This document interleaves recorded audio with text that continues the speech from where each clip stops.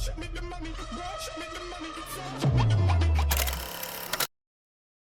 அன்பா, welcome to Aadi cinema. இன்றைக்கி நம்ம தமிழ் டப்பிங்கில் வெளியாக இருக்க ஆஃபீஸர் ஆன் டியூட்டி படம் எப்போ இருக்குன்னு தான் பார்க்க போகிறோம். இந்த படம் வந்து உங்களுக்கு நெட்ஃப்ளிக்ஸில் தமிழ் டப்பிங்கில் அவைலபிளாக இருக்குது. இந்த படத்தை பற்றி பார்க்குறதுக்கு முன்னாடி நம்ம வீடியோ பிடிச்சினா ஒரு லைக்கை போட்டு மறக்காம சேனலை சப்ஸ்கிரைப் பண்ணி வச்சுக்கோங்க. இன்னும் படங்க தேட்டரில் தேவைலாம் பார்க்காம விட்டுட்டோம் இந்த படத்தை அப்படின்னு ரொம்ப வருத்தமாகிப்போச்சு. படம் ஆரம்பித்ததுலேருந்து இன்ட்ரோல் வரைக்கும் ஒரு பயங்கர என்கேஜிங்காக, அந்த இன்ட்ரோல் பிளாக்லாம் பயங்கர ஒரு கிரிப்பிங்காக முடிச்சிருப்பாங்க. அதுக்கப்புறம் செகண்ட் ஹாஃபு கொஞ்சம் அங்கங்கே லேக்கானாலும் கடைசி ஒரு 30 நிமிஷம்லாம் நெருங்க போகும்போது இன்னும் நல்லா ஸ்பீடை ஏற்றி தரமாக படத்தை முடிச்சிட்டாங்க.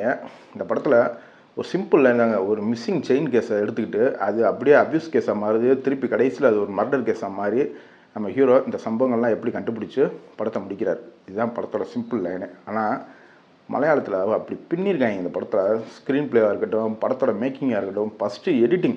ஏன்னா எடிட்டிங் எங்கேயா தேவையில்லாத காட்சியாக உள்ளே வந்துச்சுன்னா படம் மொத்தம் கொலாப்ஸ் ஆகிருக்கும். எடிட்டிங் எல்லாமே மிரட்டிட்டாங்க. அப்புறம் ஒரு ஹீரோ குஞ்சப்போ இருக்காங்கல்ல, தரமான பெர்ஃபார்மன்ஸு. அவர் தான் இந்த படத்தையே ஃபுல்லாக ஹோல்ட் பண்ணுறாப்புல. படத்தில் பிரியாமணியாக இருக்கட்டும், அவங்களுக்கு வர குழந்தை, இன்னொரு பொண்ணு இருப்பாங்க, அவங்க எல்லாருமே நல்லாவே நடிச்சிருந்தாங்க.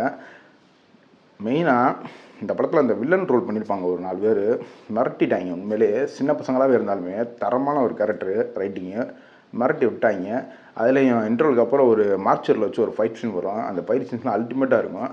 கண்டிப்பாக இந்த வீக்கெண்டில் உட்காந்து வீட்டோட ஃபேமிலியோடு உட்காந்து ட்ரை பண்ணுறதுக்கு ஒரு தரமான படங்க. இந்த படம் இப்போ உங்கள் நெட்ஃப்ளிக்ஸ் அவைலபிளாக இருக்குது. கண்டிப்பாக ட்ரை பண்ணி பாருங்கள். இது ஒரு லேட் ரிவ்யூ தான், ஏன்னா நானே லேட்டாக தான் படத்தை பார்த்துருக்கேன். உண்மையில தரமான படங்க, மிஸ் பண்ணிடுறாங்க. நம்ம சைடில் வந்து ஒரு ஹைலி ரெக்கமெண்டட்.